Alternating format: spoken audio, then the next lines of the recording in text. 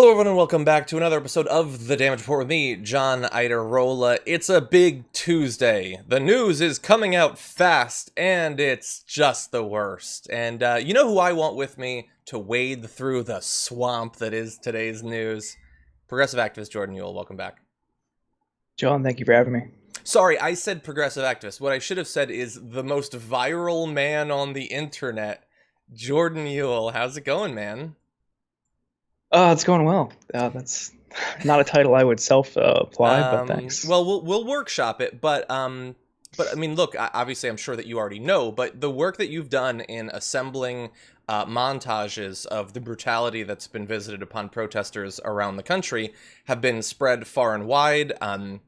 Obviously has helped to open some people's eyes that might not have seen this footage, and it might have been, especially considering if you just watch Fox News, you'll never have seen any of this. Having it be spread in such an easily digestible format is obviously very helpful, and so thank you for doing that. Sure. Yeah, happy to. And let's see, everyone joining us in the chat, thank you very much. I saw a comment, something about how every koala has chlamydia. I did not know that. Thank you for the science news of the day, chat. But while you're talking about the STDs of marsupials, I think, could you also hit the like button, maybe share the stream? That'd be nice. We want to get more people in so we can spread the word about both police brutality and also the animal kingdom. Actually, on that note, yesterday on the show, I had an animal activist on. We talked about pangolins and the continued trafficking against them. And so that interview should be up on the channel in just a few days. Definitely take a look at that. There's a lot going on. We're trying to keep track of everything. And with that, Jordan, what do you think? You ready to jump into this thing? Let's do it. Okay, let's do it. Within the last week, one of the standout videos of police brutality has to be the assault against 75-year-old peace activist Martin Gugino. And I'm going to show you the video again because we are being forced to discuss this because of an awful tweet from Donald Trump. But as always, when I show you this, I want you to know that this is incredibly graphic, and so consider yourself warned.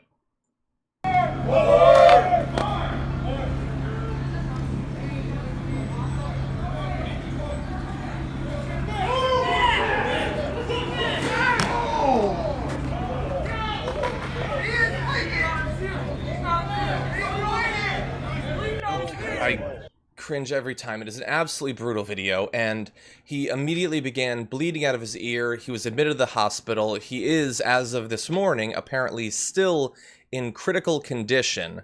But despite that, despite the obvious, needless excessive force there, and a man who could still die, might never fully recover, this is what the President of the United States had to say about this morning.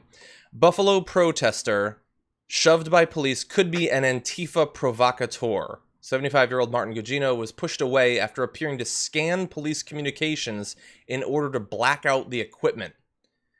I watched. He fell harder than he was pushed. Was aiming scanner. Could be a setup. Now that's difficult to understand what he's getting at because most of us don't watch OANN news, so we're not subjected to the mindless, senseless conspiracy theorizing there. But he took it at face value. And so now millions and millions of Americans believe that that 75-year-old deserved what he got, Jordan. Yeah, this was an unbelievably callous comment from Donald Trump. And a mutual friend of ours, Jared Holt, pointed out earlier today that this theory originates from a right-wing, like just kind of fringe conspiracy site called Conservative Treehouse, based on an anonymous comment left on that site. Jesus. So it went from anonymous comment to this site to OANN to the president. Like, that is a dangerous pipeline, and for someone with that kind of reach and that kind of power and influence to, further this claim could likely lead to harassment, possibly incitement to violence against this guy, because we've seen Trump has done this before, whether it's like inspiring the guy who wanted to bomb CNN or bomb different prominent liberals. Trump's Twitter and his pushing of conspiracy theories can often lead to dangerous consequences. And now this guy is in a hospital. He's bedridden. He's in critical condition. And you have the president of the United States pushing conspiracy theories, claiming this guy who, for all we know, is just some senior citizen who wanted to. I mean, that is what it is, not just for what we know. He is. And he was a peace activist who was trying to return, from what we understand, a helmet to the police that they had dropped, and they shoved him, and now he's in critical condition. And the president just piling on is so unbelievably callous. I don't know what to say other than that. Yeah, like reasonable people are just left effectively speechless at the brutal, willful dishonesty, and not just lack of empathy for a person who's been horribly injured, but to use the position you've been given, tragically, from America's point of view, to convince millions of other Americans to put aside the empathy they might be feeling. To tell them, don't believe your lying eyes. Your eyes are telling you, and your ears hearing his skull crack on the pavement, are telling you that something terrible has happened. But no, he was just scanning the police equipment.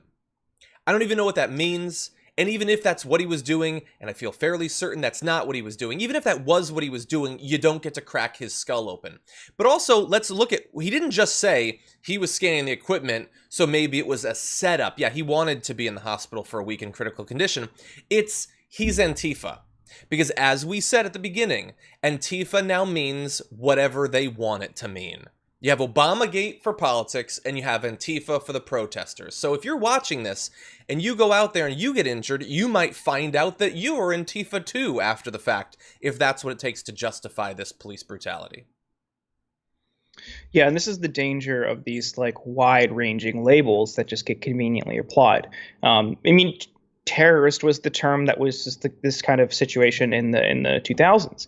Everything was terror and everything was terrorism. We had no actual definition for a very long time, so it was conveniently applied whenever it politically suited whoever was applying it. Mm-hmm. So now we have the same thing with Antifa. It's not an actual organization or structure or anything. It's just people who are against fascism.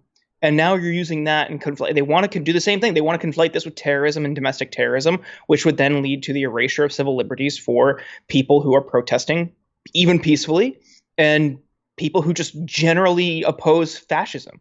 So here we have this term being wildly misapplied to an old man who is, again, in the hospital.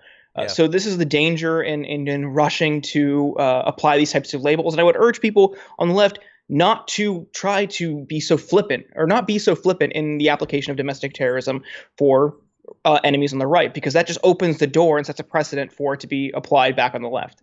Mm-hmm. A couple more notes. So he apparently had been working recently on trying to expand access to affordable housing in Buffalo. Antifa provocateur. Dangerous. That's what he was working on, this 75-year-old man. And by the way, so the police officers who were suspended over doing this, the ones you saw in the video, and then basically the entire unit left, because if they're not going to be allowed to crack old men's skulls, then what's the point of even being on the job? Well, a Florida police union apparently posted a message on its Facebook page addressing those who'd assaulted Martin, saying they were hiring. Because even though the only thing they know about these two cops is that they needlessly, horribly, grievously injured someone, that's all they need to know, and they want them aboard. That's what these unions are, and that's how it works, by the way. Even if they get fired, they'll be hired somewhere else to continue the wave of violence. And with Trump on the tweet, I noted Jules Sazdaltsev, who I know we both know, he just tweeted, "I wish I believed in hell," and I'm right there with him. I don't, but sometimes, like, Trump is gonna be fine. He's not gonna be banned from Twitter or anything for doing this. The consequences, which are hopefully coming electorally, will never be enough to undo the damage that he has done and continues to do on a day-to-day basis. It is sickening. It is an assault on everything that should be good about America, and I'm just sick of it. That's all I can say. Yeah, I mean, one final point on the police unions thing. I mean, this is an issue that predates Trump, unfortunately, and this has been pointed out by activists and people who have worked, including in the Civil Rights Division at the DOJ, to investigate police departments. One of the biggest things preventing progress on this issue and stopping police brutality is the police unions and how they structure their contracts. There's provisions in so many police union contracts, that allow them all to convene and get together for multiple days after an incident to get their story straight. So then you're coming up against a unified unionized force in a court of law or in a complaint process or anything, and they can easily pick holes in like eyewitnesses and bystanders and the victim and all that kind of stuff to beat the case. And because they work so closely with prosecutors and district attorneys, and it's kind of a symbiotic relationship, it's like very hard for, attorneys and lawyers and district attorneys to actually convict a cop, because in the end, they need them. Yeah. They need the cops' cooperation in the long run more than they're going to need yours. Yeah. So they so often turn a blind eye to it or defer to a grand jury, which is way more sympathetic. So the unions and how they structure the unions, and like you just said, the behavior where they're looking out for their own and that kind of stuff, it's so dangerous. And that's like the one union that I just absolutely don't support. Yeah. Yeah. And by the way, really fast. So there's been like a lot of discussion online about reform police versus defund the police. Should you really be pushing to defund the police? That's not pragmatic. But the thing is, reforming the police, because of what Jordan is describing there, is virtually impossible, because even the most minor reforms face an adamantium wall of opposition from the union. It becomes very hard to do that. Not impossible, but very hard. Defunding the police is, aside from the financial corruption of these unions supporting politicians who will then support them, theoretically possible, because you can actually cut funding to the police, whether the unions like it or not.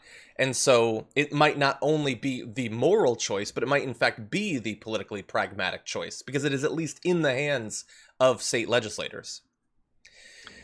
Yeah. Let's, No, continue. Feel free. Okay. I mean, on the defunding thing, I think one issue with this huge spike in funding, and Bloomberg just crunched the numbers the other day, some reporters at Bloomberg News, and found that police spending has tripled since the 70s, while crime has gone down. So you could infer, what I would disagree, because there's correlation does not equal causation, that those are interdependent. You could point. I think the root cause of the decline in crime rates is advanced technology and forensics and things like that, and just generally a better state of being and things like that. So we don't have the same type of violent crime we had in the 70s or 80s, but the spending has spiked because they're now militarizing. And between the 1033 program and how they're getting the excess military equipment, just buying straight up like military weapons and weaponry, like MRAPs, tactic, like mine resistant tanks. Does your local police department need that? Because mine sure doesn't. But they're like militarizing and then treating people like enemy combatants. They're occupying U.S. soil. It's terrifying to think about. And then when we see this week, when people go out and exercise their First Amendment rights, they respond the only way they know how, through militarization and aggression. And they continue to escalate the situation. In cities where police have de-escalated and withdrawn, now we're back to peaceful protests. So they were going in 100%. and escalating. 100%. And it's because, in part, because of the militarization of police. Yeah. Well, but that's also why they have to try to get Antifa to be a label that applies to everyone. It seems crazy that the police would need vehicles resistant to mines against protesters, but Antifa terrorists, maybe. I mean, if there's 75-year-olds walking around that are Antifa, and, last week, Emma Vigeland, who comes on the show a lot, she was labeled a media coordinator for Antifa. If everyone's Antifa, then maybe we need MRAPs. Okay, let's read a few of these chats before we move on to some electoral news. Shalako sent us in a super chat saying Twitter should ban Trump for today's tweet. Don't expect it. Matthias says White House fenced-off area is now called Tiny Man Square. That's funny. Llama Mama says 2 of my favorite progressives. Thank you, Llama Mama. Chubtoad says Jordan is the best Twitter follow I have done this year. That was very nice of him.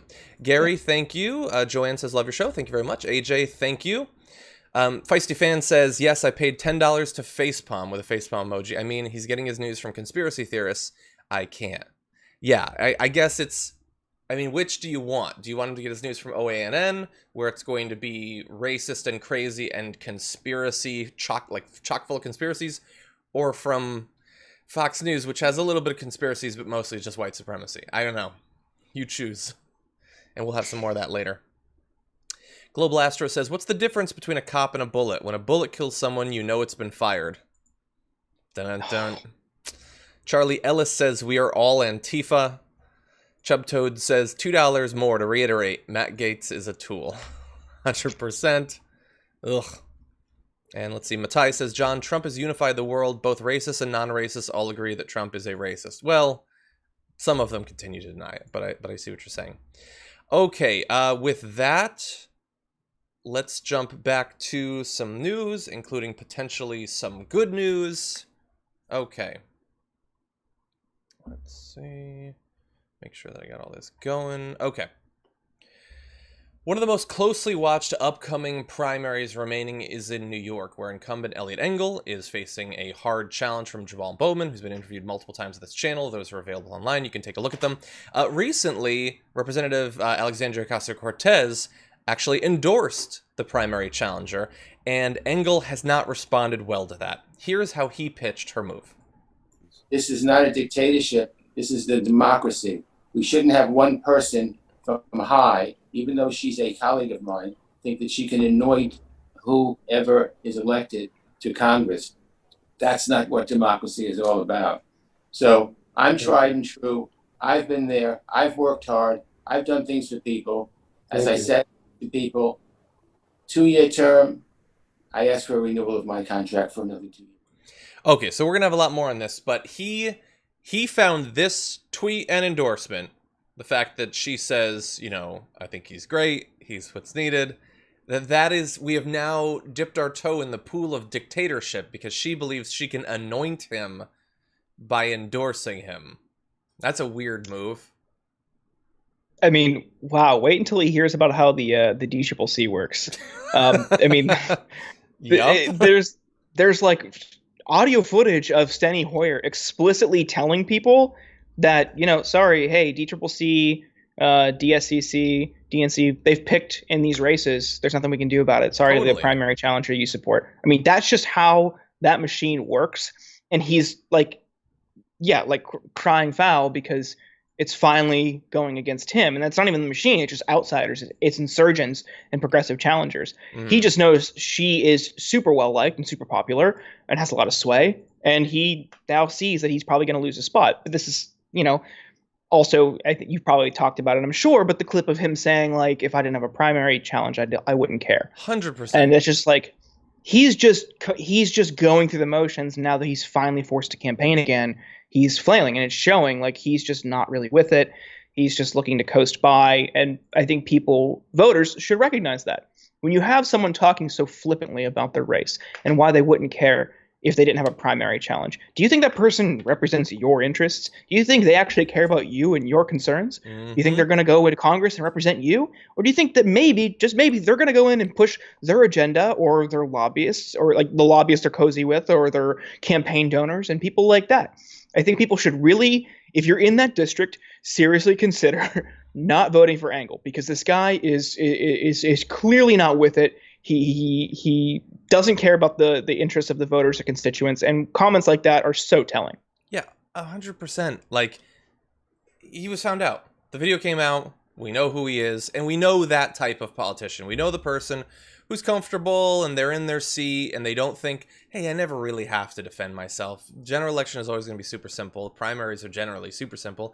I can just sit here for the rest of my life, taking money. I get to go to like cool lunches and dinners, and I feel important, and I don't have to do anything. That's who we're trying to weed out of elected office. And the contrast could not be any stronger here. AOC, before she was actually sworn in, was protesting in the halls of Congress.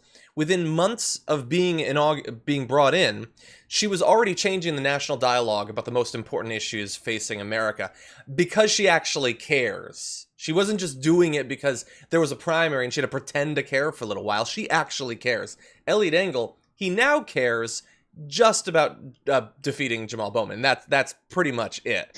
And by the way, you know, I know he's concerned about anointing and dictatorship and all of that, and so I have unfortunate news that in April of this year, Eliot Engel was a dictator when he endorsed Joe Biden for president. Who is he to think that he can just anoint someone in the presidential No, that's how endorsements work. I endorse people all the time. I'm not a dictator. I'm barely anything. Oh. Anyway, Wow. So if he was angry about AOC, wait until he hears about the news of this morning, because Bernie Sanders has endorsed Jamaal Bowman. Now, Bernie Sanders does not necessarily endorse a lot of primary challengers to incumbent Democrats. Notably, he didn't endorse AOC, despite the fact that she'd worked on his campaign and they had that affiliation or whatever. But he is doing it here. It's entirely possible that Alexandria paved the way for Bernie to do this. Maybe he would have done it anyway. He made other endorsements. We'll talk about that in a moment. But AOC, this is leadership here. Can you imagine what Engel, Jordan, can you imagine what Engel is going to say when he gets wind of this Bernie endorsement? Oh, I can't imagine. You got to imagine, though, he's panicking. Because now you have two of the most popular politicians in the country backing your primary opponent, bringing national attention to this race. And with that will come increased donations, which will allow Bowman to do more ads and get, hire more staff to get out the vote, things like that. This is huge. But it also shows this movement isn't just built around Bernie, because like you said, AOC probably paved the way for Bernie to even do this. Bernie was the torch carrier for a little bit, inspired a new wave of progressive progressive members of Congress and elected officials around the country. And now this is continuing to grow. And it's kind of like a symbolic passing of the torch, with AOC now leading the way on endorsements. She's got her PAC that she's doing to help prop up candidates as well. I mean, this is blossoming into, I hope, a sustained progressive movement, because this isn't just about Bernie. It's about all of us working together to call for progressive, positive change. Yeah. So people like Bowman could, then pave the way for another wave. And I think I'm extremely optimistic. I'm hopeful that Bowman wins. We'll see. But yeah, I feel like people are starting to wake up. Yeah, I hope so. And they're looking for leaders, and they're also looking for soldiers. They're looking for the next wave. I saw an article. It was I think it was in the New York Times. Might have been posted. I don't know. It was is Jamaal Bowman the next AOC? And he retweeted it saying, no disrespect to my sister AOC, but I want to be the next Jamaal Bowman, which is very similar to another candidate, Nabila Islam, whose election is today. Another good progressive. Go vote for her if you're in a district. Yeah, we need Bowmans, and we need Omars, and we need all of that. And so, especially considering what happened earlier this year, that's what we need. Now, really fast, I want to give you Bowman's response to that endorsement. He said, "I'm honored to have the endorsement of Bernie Sanders, someone who's been fighting for civil rights, racial and economic justice, and on behalf of working people for his entire life. He led the way for the kind of campaign we're running, grassroots and no corporate donations." Who knows? I mean, Eliot Engel is an incumbent. You can't do traditional sort of progressive style on the ground campaigning right now. It is going to be a hard election, but he's getting a lot of new donations. He's getting a lot of attention. We could really use another big win like that. And I also wanted to mention there were other endorsements. So Bernie also endorsed Cori Bush, who's been, she's been on the network several times. That's out in Missouri's 1st District. And in addition to Cori Bush, we also have Mike Siegel in Texas's 10th District, Mondaire Jones in the 17th District of New York, and we have Charles Booker in Kentucky, the Senate race as well. AOC also endorsed him, and so that is great because Charles Booker is going up against, just about one of the Trump-friendliest Democrats running for office this year. And by the way, Semelise Lopez, she was on the program just about a week or two ago. Bernie also endorsed her running in a New York primary too. So a lot of different candidates. If you live in some of these districts, you might want to take a look at. They've now gotten the Sanders stamp of approval. Okay, why don't we move to our next race? Okay, 1 second. I got these out of order. Okay. Senator Ed Markey is facing a primary challenge from Joe Kennedy. It is a race that has frustrated many. Now it seems like most of the frustration is going to be on the part of Kennedy, who faced a withering assault from Ed Markey at their debate yesterday. Take a look at this. Congressman Kennedy had a chance to sign on to Medicare for All when it was introduced. I stood with Bernie Sanders to fight for health care for everyone. Medicare for all. It took Congressman Kennedy 2 years to sign on to Medicare for all. That's not progressive leadership. Congressman Kennedy decided he was going to work for a right-wing Republican district attorney. That's not progressive leadership. Congressman Kennedy decided that he was going to vote to send military weapons to the local police in our country. That's not progressive leadership. Congressman Kennedy had a chance when he gave the State of the Union response to Donald Trump to talk about climate change. Congressman Kennedy did not mention the word climate change in his response. Congressman Kennedy is a progressive in name only. When he gets a chance to lead on Medicare for all, on climate change, on the militarization of the streets of this country, he was not a progressive leader. And when he had to make a decision as to who he was going to work for as a lawyer, he decided to work as a lawyer for a right-wing Republican. That is not the kind of progressive leadership which our country needs desperately right now.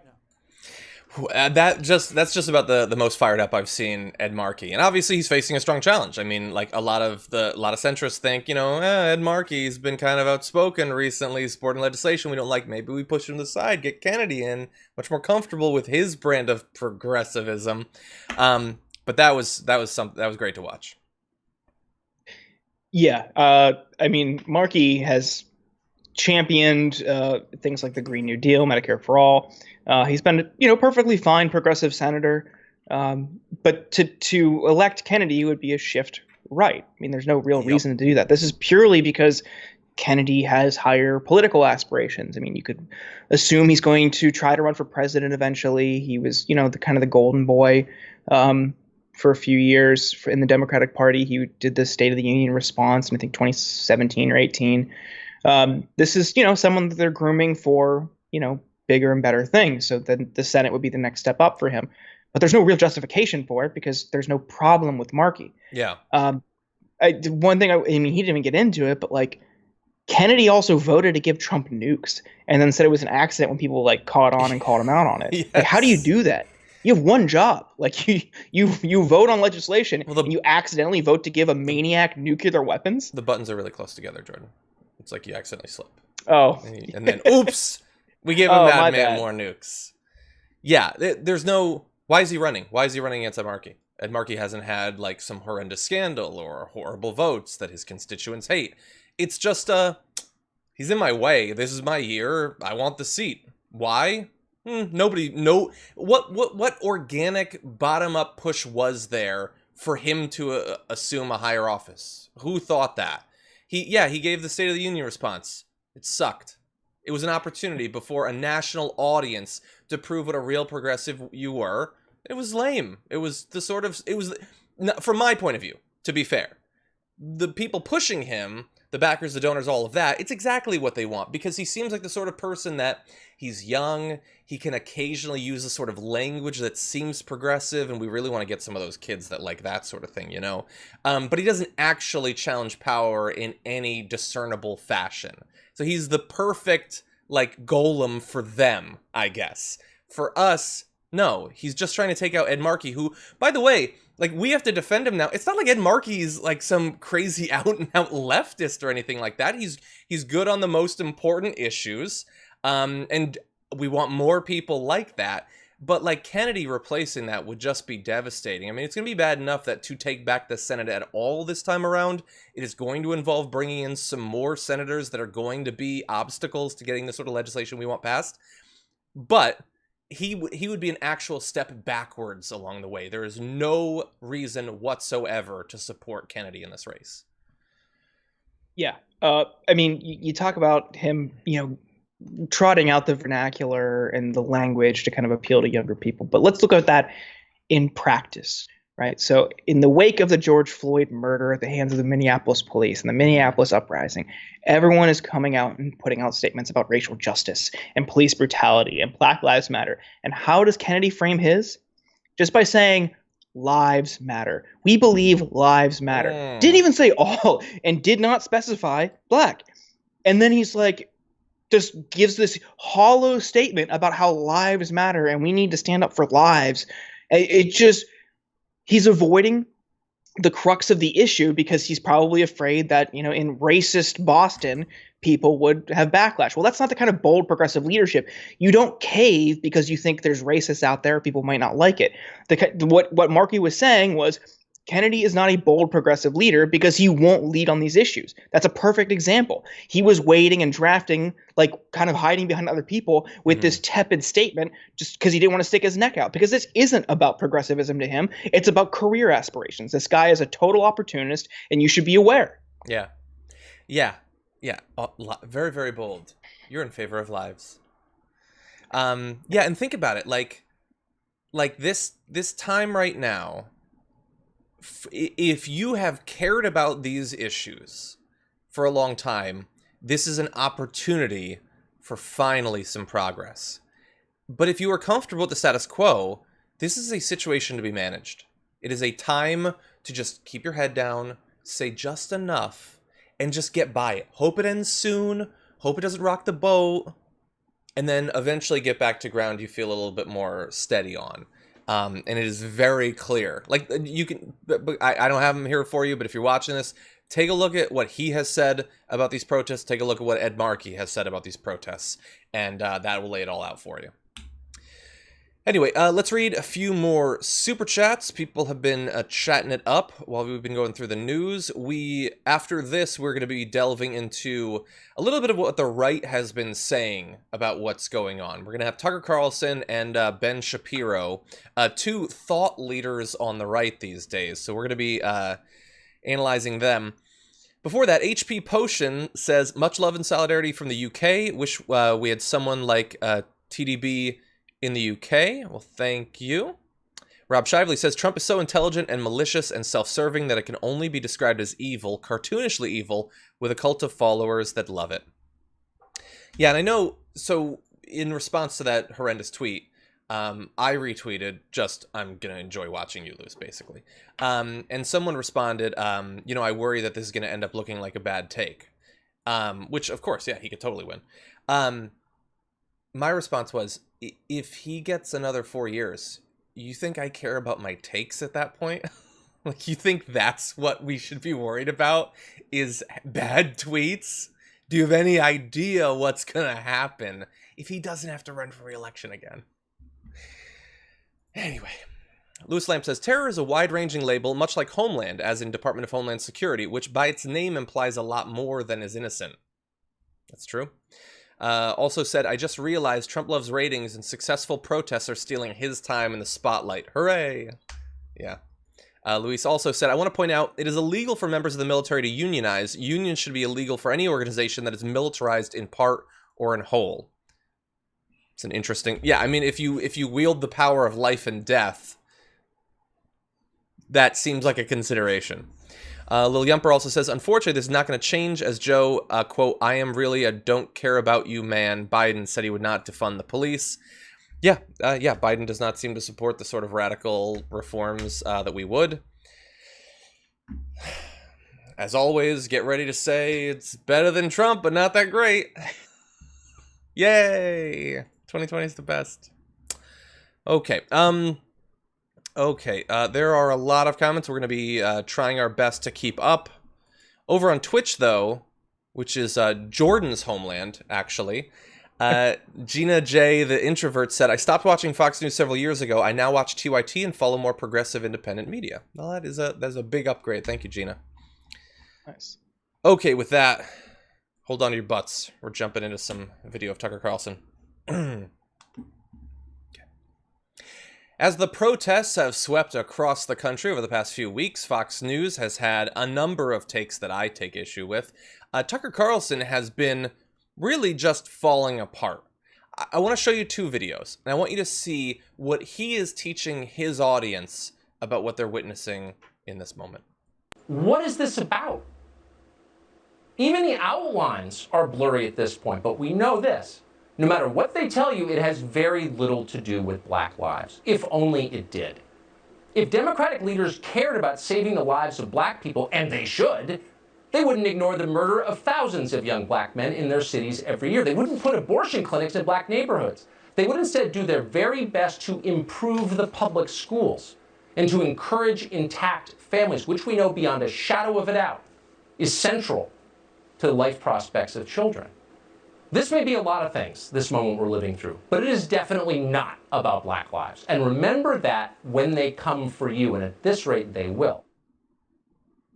Okay. What is this about? So that's Tucker Carlson. I would say indisputably the most high-profile racist in America right now. Certainly has the largest audience. Like Sean Hannity has all of his issues, and I have no doubt he's a racist, but he prioritizes it a lot less. He's more of just a out-and-out Trump bootlicker. Tucker Carlson says, "What is this about?" And you'll notice he doesn't say, "To find out, we bring on BLM activists, whoever." No, he tells you what it's about.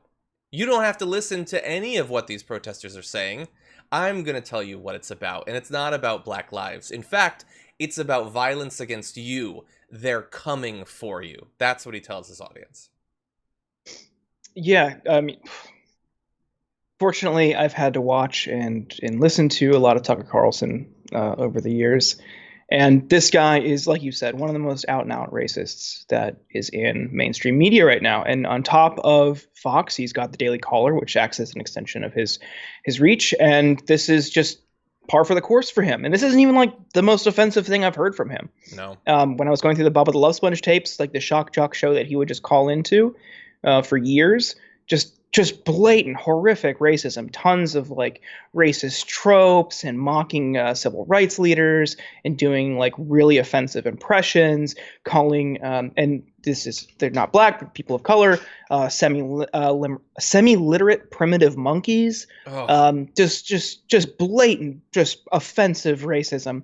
And he just doesn't care because it doesn't matter to him. This is like Tucker is a white nationalist. Madeline Peltz at Media Matters has tracked this descent that he's had from just standard pundit to white nationalist. He's platformed white nationalists on his show. This is what he believes. I mean, Tucker Carlson is a racist. This isn't like a bold claim. It is what it is. You look at the transcripts, you look at what he said, and you look at what he's done. Yeah. No, he brings on people to push the Camp of the Saints, one of the most racist books in history. The semi-literate primitive monkeys. I am still shocked that it didn't affect him at all. Like, how many people have lost jobs for nothing in comparison to that? Comments that are horrendous and offensive, but that, he is just telling you who he is. And he does it, he does it every night. I mean, this is a guy who says, he tried to pretend there at the beginning, it's not about Black lives. I wish it was. That's why I do segments all the time on white genocide in South Africa, because I care about what's going on. That's why I support economic policies that devastate the very communities I say I want to be stable and well off. It's the most shallow, fake populism, fake critical thought. He asks, one of the true marks of an idiot or a liar, because I think that he's smart enough that he's probably just lying, is to ask rhetorical questions as if you couldn't find out the answer if you wanted to. If you wanted to know what the protests were about, there are ways to do so. You could go on Twitter for 5 minutes, or you could certainly interview people, but he doesn't do that. And he trains people to ask questions like that and not seek answers. He gets credit all the time. People hand it to him over his willingness to question the dogma of the Republican Party and things like that. He doesn't do that. He trains people to be stupid, to be incurious, to think weakly and loosely and vaguely about what's going on, and to assume at all times that their position is one of moral and intellectual superiority. I mean, he's telling you, do people, they're lying to you, and they're going to come for you. And I want to transition now to the second video, because there's actually a little bit more of that. Chaos, you're not allowed to defend yourself. You are, in other words, and this is of course the point, wholly dependent upon them. In the future, the left envisions the only people who will have guns are people on their team. And that's exactly what defund the police really means. It means a woke militia policing our cities, enforcing Democratic Party orthodoxy. Imagine if the Diversity and Inclusion Department at Brown University had the power to arrest you. Imagine if the Black Lives Matter rioters had weapons and immunity from prosecution. That's what they're talking about. Partisan law enforcement. And partisan law enforcement, incidentally, is hardly without precedent. In fact, it's the rule in the third world. This is an attempt to bring it here. I mean, Jordan, I don't know if you spoke. I couldn't hear. My ears are ringing from the dog whistle there. So the diversity and inclusion, I'm not going to say who would be running it, but the Diversity and Inclusion Department at Brown is going to snatch you out of your home. Woke militias are going to walk the streets.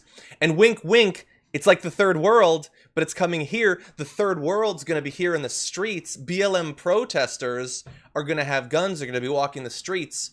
We're supposed to pretend that this guy, this is David Duke level stuff.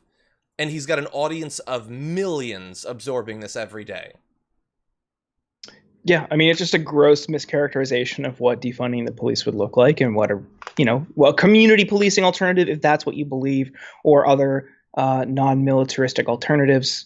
It's just a complete mischaracterization of all of that, because he wants to stoke fear. He's not about having a reasonable discussion. It's about pushing an agenda and, furthering white nationalist talking points. And, like I said, stoking fear in the viewers.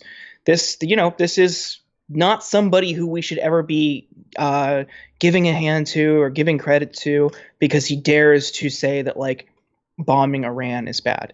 This is, like, so often people will run to his defense, like, wow, Tucker's challenging the orthodoxy of the right. Well, no. Like, if you look at, like, one of the things that he really broke from the right on was escalating tensions with Iran. Mm-hmm. And it's not because he's anti-war. It's because, like I said earlier, he sees people there as, his quote, semi-literate primitive monkeys. This is because he sees them as subhuman and not worthy of our time or effort. Yes. It's not about anti-interventionism. It's about he doesn't actually give a shit about people there and doesn't even want to bother with it. That's the root of his worldview. So to give him a hand is to applaud that type of sentiment. So I hate when people say, oh, we got to give credit to Tucker, because no, as someone who's watched his show endlessly to understand who he is and what he's pushing and document it, no, not worthy of our time or applause or anything. 100%. Yeah. Yeah. And by the way, yeah, I'm glad that, he occasionally cautions Trump against some of his absolute worst impulses, but he also supported the guy knowing how militaristic Donald Trump was. So maybe a little bit less his son was an intern in the White House. Yeah. And he parties with him at Mar-a-Lago. This isn't someone who is vehemently opposed to Trump. If you're partying with the president privately, you're not a bold, conscientious objector. Yeah. You're someone who's going to say enough on TV to get credit from both sides. Yeah. Anyway, that's like a minute and a half of him. His shows over the past few weeks he's always been, I think, the worst on Fox News, because Sean Hannity is so obviously comically biased. Tucker Carlson does a slightly better job of hiding it, and just disgusting recently. But let's turn to something. Oh, I love that this has been going around a lot. I just love it. That's from a year or two ago. I remember really? when that ran. It's been going around a lot time. thanks to the protests. But it's just perfect. Anyway, okay, let's transition to something slightly different. Multiple athletes have been coming out either in support or opposed to the protests that are going on, and that has left one big sports fanatic frustrated by the politicization of sports. Take a look at sports boy Ben Shapiro. Now, Clay, it does make me wonder whether inevitably we're going to end up with basically two sports leagues. Whether at some point people are just going to want a sports league that does not allow this sort of stuff to impede the play or get on the field. And people are just going to view that, because I got to say, like, I've been fairly tolerant of this stuff in terms of watching sports my entire life. There are only a couple of times where I've really turned off the TV. One was, when it came to Sports Illustrated, I was a lifelong subscriber to Sports Illustrated. My parents gave it to me for my bar mitzvah. I had Sports Illustrated subscription for like another 10, 12 years. I used to keep the old issues in a box. That's how much I enjoyed it. And then when they decided, it's important for us to feature Caitlyn Jenner on the cover, when Bruce Jenner had not been an actual athlete for 3 decades. And all of a sudden I'm reading about transgenderism in Sports Illustrated. I was like, okay, I'm done. I can't do this anymore, because this has nothing to do with sports. And I subscribe to a sports magazine. I'm not doing this anymore. And the other is during the Kaepernick protest, when it became incumbent on people to somehow approve of the hands up, don't shoot symbology that was being put out by particular players. I'm tempted to do the same with the NBA now that you have LeBron James, who was willing to basically virtue signal on behalf of the communist Chinese government, but rip Drew Brees. It's getting to the point where I don't want to watch sports. My place of comfort has been removed from me, and it may not be restored until there are actual sports leagues that remove politics from the sports. Now, Clay, it does make me wonder whether there's obviously a lot of issues there. I'll give you first crack. What did you think about his defense of how the way sports used to be when there was no politics nearby it? I don't know what era that was. Maybe the 19th century, but through most of the 20th century, politics and sports have been deeply intertwined. We've had legendary moments at various Olympics through, pushing back against Hitler and Jesse Owens, or the 1968 Olympics, where the sprinters, the United States Olympic team, held up their fists on the podium to various different types of protests in different sports leagues. Like, athletes have continually used their platforms to advocate for causes they believe in. We see even, maybe not as explicitly political, but activism and organizing and amplification of different cancer research efforts in the NFL. Like, you have a captive audience. To not use it to further what you believe in would be amoral. So I think it's foolish and naive. It's just, he's a whiny little baby is what it is. But even like on the local level, sports and politics is intertwined there, because your tax money, if you live in a city, is going to fund the arenas or the new stadiums and write-offs for these teams and these stadiums and the owners. So even at the local level, sports and politics are deeply intertwined, because through levies and different sin taxes, you're paying for new arenas, or you're giving them tax write-offs. So even at the local level, it's still intertwined. But he's mad about the activism, and he's only mad about activism that goes against his worldview. And for someone who claims to be so open-minded and always willing to hear opposing viewpoints, like, he's deeply upset and crying that people who have different outlooks than him have a platform and are using that to further their interests. Yeah, and I'm not surprised that he's taking time out to devote so much of his show to sports. He has multiple hours a day of programming that has to pretend that these horrific acts of police brutality aren't going on day by day. He has to, again, intellectual gladiator on the right, needs to hide and pretend that he hasn't seen any of these videos and that the indefensible isn't being broadcast by people like you in the montages you've spread, because, of course, he is morally and intellectually bankrupt. I love that in a time where protests are going on around the country about race-based discrimination and police brutality and systemic racism, his first solution is to go back to having separate sports leagues. I thought that was a nice little historical throwback there. I noticed that. I found it interesting that he said he had to stop watching sports on TV because of a magazine cover that he saw.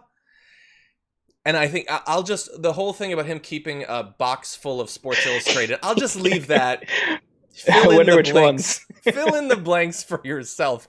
Does he know that they have it on the internet? Anyway, and by the way, the fake, like, I just save me from the sports. Like, I can't take the politicization. I mean, LeBron James, he attacked Drew Brees.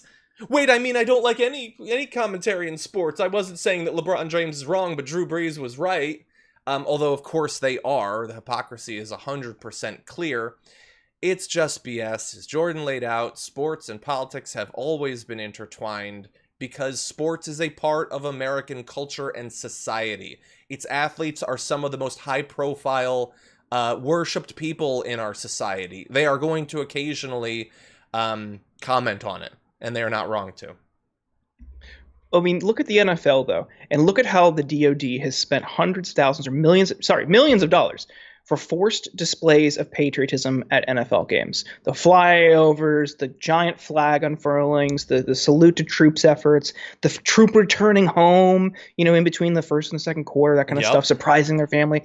All these different displays of, like, American fascism and jingoism are, being funded by your tax dollars, and they're forcibly interjecting these politics and that worldview into the NFL. Where's his complaints about that? No, it's a trans woman. It's LeBron James talking about China. It's Colin Kaepernick kneeling during this thing that the military paid for. It's not about just the existence of politics in sports. It's that people have a different opinion than him, and he just can't handle it. Yeah, and by the way, and it's also a demonstration of, I know he's supposed to be, he just sits and he just thinks about what's going on, and he just understands things. He's shocked to find out that some people around the country aren't happy. And the only way he finds out about that is, it's in my sports now. Oh, is the trans community being systematically persecuted across American history? He only finds out when it's on a magazine cover that he liked. This is what white privilege is. It's an ability to have your safe space be effectively the entirety of America. And all of the concerns that other people have, you don't even have to understand are going on. And that he doesn't like when that comfy little warm bubble he lived in occasionally was punctured by the harsh reality of truth, of what was actually going on. That's what he's whining about. This guy who has attacked safe spaces and snowflakes and made millions of dollars doing so, just desperately wants his safe space back. And he's whining about magazine covers and someone kneeling on the sidelines of a sporting event. And pretending, by the way, I'll just say this, pretending to care about sports along the way. If I told you I don't like sports getting in my sports leagues, do I come off as a person who actually watches basketball week to week? Does that sound like the case? No. Okay, I've pretended to like sports. I know it when I see it. Anyway. I mean, one final thing on the trans issue. So he's mad about Caitlyn Jenner being on the cover, which I don't really remember. I remember she had like a Vanity Fair or Vogue or something like that. I don't remember Sports Illustrated. Maybe she was. But to claim that that doesn't intersect with sports when the Daily Wire of probably any website, the Daily Wire and its pundits and commentators have obsessed over trans athletes in high school more than probably anybody else. For him to complain about that is just so deeply ironic and really shows how disingenuous this entire thing is. 100%. Yeah, and I get why he's mad, because after he saw that cover, the dude has not been able to see him, and I forget who the other guy. Say Matthew, I forget. There's another Matt one of Walsh. it's Matt, and it's not. Michael Knowles. These Michael Knowles, yeah. people have not been able to stop thinking about the trans community for 5 consecutive seconds since it was first exposed to them, and it's just enraged them every day. Not enough, despite the fact that they're just overflowing with intellectual curiosity, not enough to actually speak to any of these people and try to understand what their lives are like and the struggles they face. But they sure do talk about the experience a lot. Or just leave them alone. Just don't. No. That's what I would simple. suggest. Don't talk at all. But my God. Yeah. Jesus. Anyway, okay, let's just touch base with a couple of super chats because we got 2 more stories I really want to make sure that we get to. Ryan L. had sent in a super chat saying, prejudice doesn't exist amongst animal, and in that way I feel close to an actual different species than some of my own. Try that for a mind blown. Yeah, I know some types of primates go to war with each other, but I don't know if there's much prejudice involved in it, but you're right. Real Life Jolie says, oh man, John, I did not get a notification until I saw this on my upcoming videos. Well, I am sorry that YouTube has screwed you over, but we do generally start at 10 every day. Zane says, Lafayette should be renamed Little Bunker Boy Square. Maybe. John R. Young says, Trump needs to be removed from office by any means necessary. I mean, there's one way. Theoretically. David Covert says, you guys look great on Roku. Trump needs to go. Thank you. I love Roku. Glad you're watching us on there. Zane says, or rename it to It's a Bible Square, now with tear gas. That's funny. By the way, I don't know if you saw, Jordan, there was a Trump campaign email that went out with one of their polls where they said, do you approve of Trump's fearless resolve in crossing the square to go to that church? And I thought, wow. Fearless resolve. By the way, the kitten face over your shoulder is adorable. Which way? Oh, right she's there, this way, yeah. huh? Oh, There she goes. is. Hey! Oh, kitty. Kitty. Here. Okay, and by the way, there are some comments about that. Real Life Jolie says, oi, Jordan, give us your cat. Seriously. Let's see. And I know there was a few others about it, but I'll read one more. Joanne says, if this were a democracy, we'd be able to vote for Bernie Sanders in November. Well, of course, I mean, you can write in Bernie. He's just not going to become president. And he would also prefer you not do that. But you certainly can. And man, with every development politically, how much better off would we be right now if it was Bernie? Right. But it's not. Okay, let's transition to a little bit of fun news. Okay. Multiple members of the Trump administration have spent the last day throwing Trump under the bus. First, here we have William Barr completely undercutting Trump's "I was just inspecting the bunker" argument. Monday, we were reacting to 3 days of extremely violent demonstrations right across from the White House. A lot of injuries to police officers, arson. Things were so bad that the Secret Service recommended the president go down to the bunker. We can't have that in our country. Okay, so yeah, it's what we initially knew from the initial reporting, which turned out not to be fake news. They were spooked by the protests, which reporters on the ground say was incredibly peaceful, and they took him down there. Okay, that's what we thought. He tried to lie and cover his tracks, but William Barr pulled that out from under him. Yeah, I was just down there inspecting. Line is really funny. It's like, oh, are you crying? No, I just got some like dust in my eye. It's like one of those types of things that like a kid would do. So that the president is doing shows kind of like what a sensitive baby he is about this kind of stuff. So like that's really funny, and he's just like so deeply insecure. So, but then the overreaction then is, going out and abusing protesters and tear gassing them and beating them back so he could have this like, and this is like, look, we laugh about everything on this kind of stuff because if you don't laugh, you're just gonna cry. But like, this was one of the most like blatant displays of fascist power. That I can remember seeing. This was like so dangerous to think about. And he goes and he holds up the Bible, and his people within earshot are getting beat and tear gassed.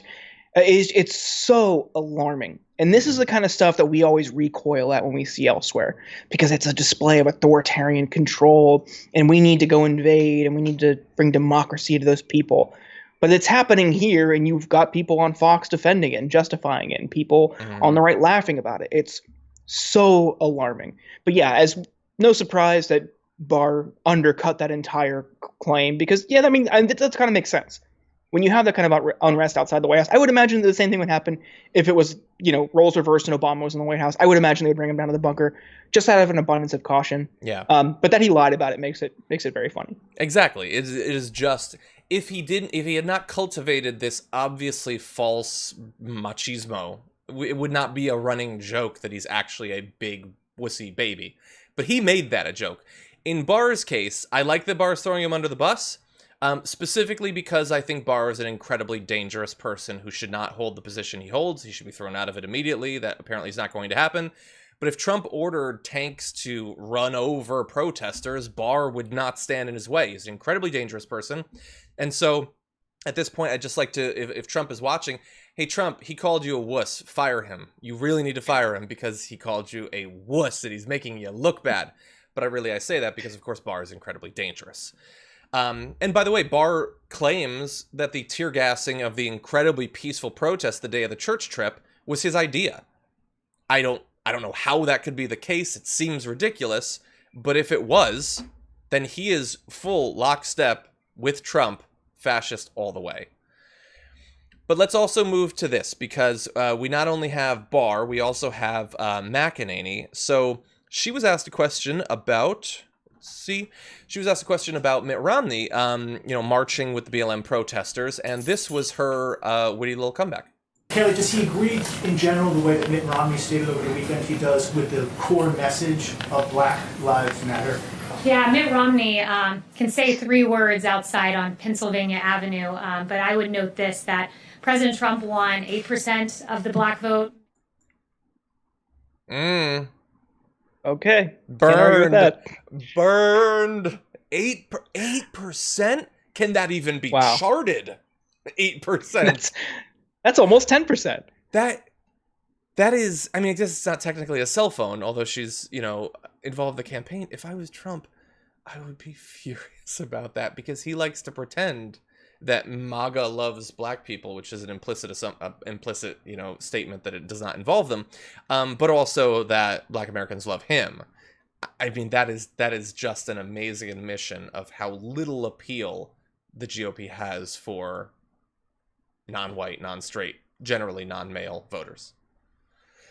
Yeah. I really don't know what to say to that. She's terrible at her job, we're seeing. Already this is just way more gaffes and slips of the tongue than Spicer, I think, had collectively. She's not doing well. She's flailing. She's also put in this position in a really difficult time. She got a ton of things to justify suddenly. That's true. So, overall, really bad job, but this is hilarious that was her defense. So, You know, I had wondered when she got in, I forget exactly. So she had her initial thing where she like told the whole press corps, "I will never lie to you," and that seemed really weird and buffoonish. I forget, there was something she said. It was like, it was something about, she was supposed to deny that Trump had done something, and she said, "Well, Trump said he didn't," and she sort of smiled. And I said at that time, this is like day 1 or day 2, she can't do this because you have to be able to, like Sarah Huckabee Sanders, just have the dead inside stare of nothing matters, truth is irrelevant, I'll say whatever I'm told to say. But she's like a pundit, like she smiles and she realizes how ridiculous what she's saying is. So I predict that she won't last that long. I don't know if maybe you disagree. I think it'll come to a really embarrassing moment that blows back onto Trump, or she can't defend him, or, you know, some type of like situation, I don't know what you would call it, scandal or whatever, where he's embarrassed because of something she did. That'll be the final straw. But as long as she's going out there and defending him and just kind of tiptoes along that line, as much as we criticize her, probably wouldn't matter. But if there's like some sort of thing where it blows back on him, he'll can her. Yeah, because it's just about protecting him and his ego. We'll see. I mean, if he wants them to do well, but not so well that they become the story, because then he gets jealous. But he definitely does not want them to embarrass him. And that sort of line, maybe you get one free. But if she keeps throwing off lines that make him look bad, if you think about him for even a second, it's not that he'll get it necessarily, or that he'll even think that his fans will get it. But if the media starts talking about how ridiculous it is, if she's generating conversations on TV, which he's perpetually watching, I think that could really hurt her in this particular career. Okay, with that, let's jump to one more story. Polls have not been going great for Trump recently, and perhaps as a result of that, his campaign has some new ad spending planned. They've been doing this for a bit, actually. Over the past month, the Trump campaign has spent slightly more than $400,000 on cable news ads in the Washington, D.C. area, buying time largely on Fox News, but with some smaller buys on CNN and MSNBC as well, which strikes a lot of people as odd, that you're running these ads in a place where you don't have voters, and some of it you can't even have voters, and you're running them on Fox News, where universally the people are going to support you anyway. It seems weird. Now, the campaign says that the ad buys were an attempt to reinvigorate and reassure the president's supporters in the nation's capital, which is blatantly false. But two knowledgeable sources, one a Trump campaign advisor, I love that his campaign advisors are leaking, and the other, an individual close to the president, said the D.C. area ads have another purpose, to put the president himself at ease. That as he's grown more and more distraught over his odds of re-election, they want to reassure him that they're fighting hard, not by talking with him, but by running ads so that he'll see them, because he's always watching TV, so he'll come across them. And he's been seeing ads from the Lincoln Group and things like that, and just getting so mad that they're spending hundreds of thousands of dollars to run ads for the candidate himself. I've literally never heard of this happening before. It's hard to fathom just how much of a baby he is. Just everything that we've talked about, with the reaction to protesters and the story around him inspecting the bunker, so that they resorted to a fascist, aggressive display of power. And to now this, his ego's hurt. He sees other commercials on TV. Now he wants his own commercials. I mean, this guy is I know resistance libs really delve into this, but he behaves like a child. He's just temperamental. He's reactionary. He's got a super fragile ego. And this is the consequence of him being surrounded by yes men and yes women his entire career. He's surrounded himself from people who will just agree with him and kind of affirm him with every decision. And this is the consequence. This is how it manifests. A president who just needs to see his own commercials on TV because he's sad. Yeah. What a world. Exactly. I mean, I guess they're going to raise so much money that I suppose they can afford to waste a few $1 million to keep him, placated with Fox News ads and things like that. It is interesting, though, that for all that I hear about the fact that the right's best at memeing, you always hear Benny Johnson and stuff say that hey, we got the memes. None of their ads have taken off. I mean, sure, Trump will retweet some his face plastered on the Swamp Thing or something, and that owns us. I never get that, but in terms of the actual ads, those Lincoln Group ads and Move On's ads and others, have been so devastating to him over the past few months.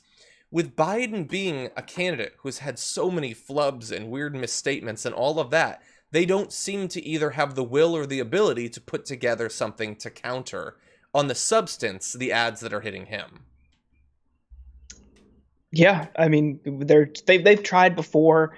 They tried to hit him during the primary on like Biden not remembering things and stuff like that, but none of it really seemed to stick or get the traction that others we've seen on the left have. So you got to question like what their operation looks like and how efficient it is. I think for a lot of people it's just kind of like a huge payday, and they're just cashing in and assume that being an incumbent will help him get across the finish line. Yeah. But yeah, nothing really innovative or exciting on the right that I'm seeing from the Trump campaign.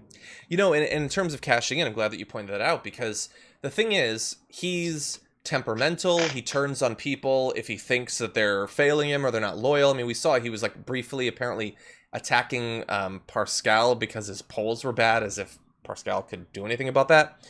So if you're making ads for him and you have a choice between making effective ads and running them in swing states, or making ads specifically designed to make him happy and running them in places he'll see them, I mean, are you really going to run the more effective ads somewhere else if that leads to you getting fired because he's angry randomly? No, you'll probably do what's necessary to keep your job. And that is no way to run a campaign. It's by no means a death knell for him. He could still do very well. He's still going to raise a ton of money.